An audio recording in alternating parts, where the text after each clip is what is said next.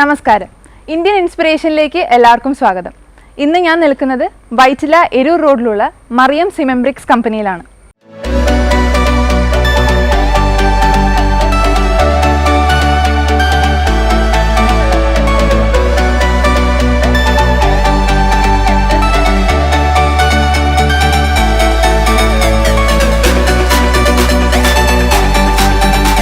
ഇവിടുത്തെ മാനേജിംഗ് ഡയറക്ടറായ ജോസഫ് ആന്റണി സാറിനെയാണ് നമ്മളിന്ന് പരിചയപ്പെടാൻ പോകുന്നത്.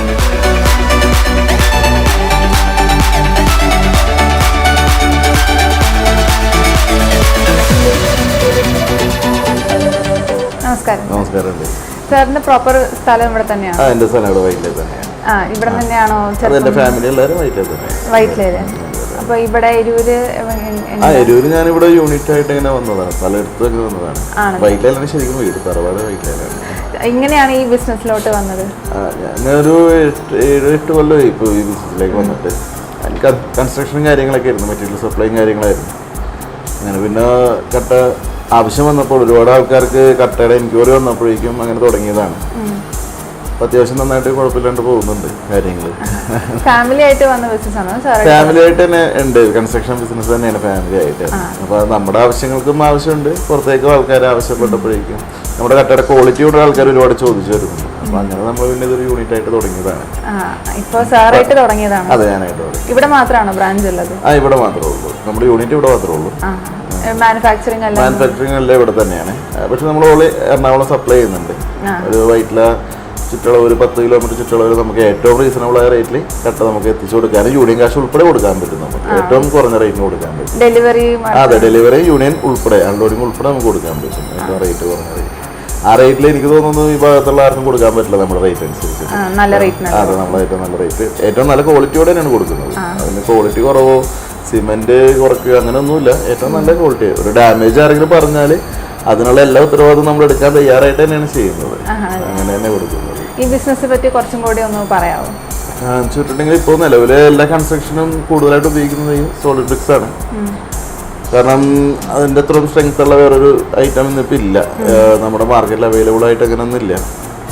പിന്നെ ഏറ്റവും കൈകാര്യം ചെയ്യുന്ന ഏറ്റവും സുഖമാണ്, വർക്ക് ചെയ്യുന്ന മേസന്മാർക്ക് സൗകര്യമാണ് ചെയ്യാനായിട്ട്.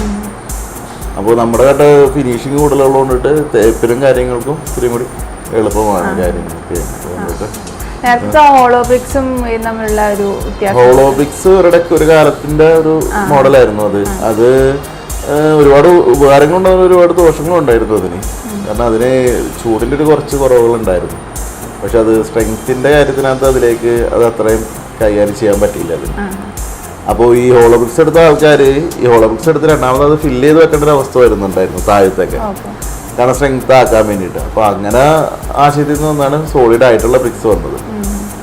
അത് ആദ്യകാലങ്ങളിൽ താഴത്ത് മാത്രം വരുന്ന ബ്രിക്സ് സോളിഡ് വെച്ചിരുന്നു, ബാക്കി മേളിലേക്ക് ഹോളോ ബ്രിക്സ് തന്നെ ആയിരുന്നു. പിന്നീട് അത് ഇത് തന്നെയായി, കാരണം അത്രയും സ്ട്രെങ്ത് വീടുകളെല്ലാവരും സ്ട്രെങ്ത്തിന്റെ കാര്യത്തിനകത്ത് വന്നപ്പോഴേക്കും പിന്നെ എല്ലാവരും സോളിഡിലേക്ക് മാറി, ഹോളോ ബ്രിക്സ് മാറി. അങ്ങനെയാണ്. ഇതിന്റെ ക്വാളിറ്റി എത്രത്തോളം ഉണ്ട്? ക്വാളിറ്റി ഒരു വീടിന്റെ ലൈഫ് എത്രയാണോ അത്രയും തന്നെ ക്വാളിറ്റി ഉണ്ട്. കാരണം ഇത് നമ്മളിപ്പോൾ മാനുഫാക്ചർ ചെയ്യുമ്പോഴേക്കും ഇത് ഓൾറെഡി സിമെന്റും കാര്യങ്ങളായിട്ട് നമ്മൾ ചെയ്തു. പക്ഷേ ഇതിന് ഹണി കോമ്പ് ഉണ്ടാവും ഹോളോ ബ്രിക്സിന്, സോളിഡ് ബ്രിക്സിന്.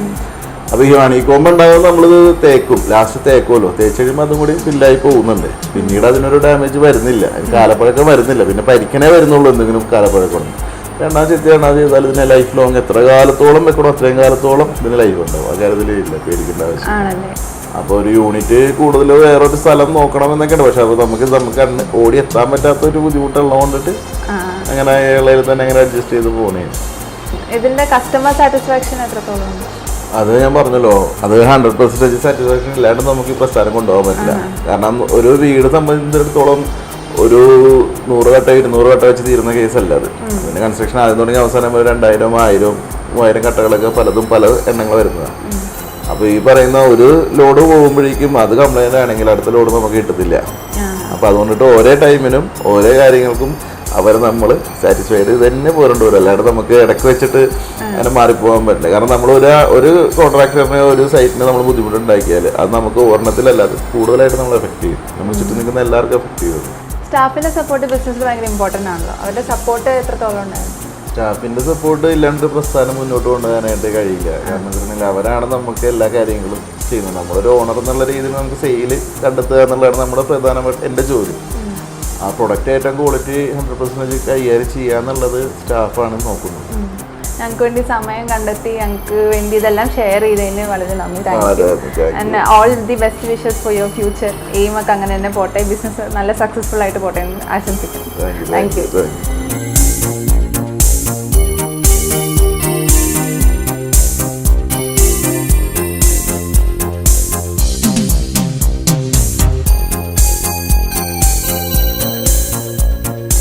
അടുത്തൊരു ഗസ്റ്റുമായി വീണ്ടും വരുന്നത് വരെ this is Uthara signing of.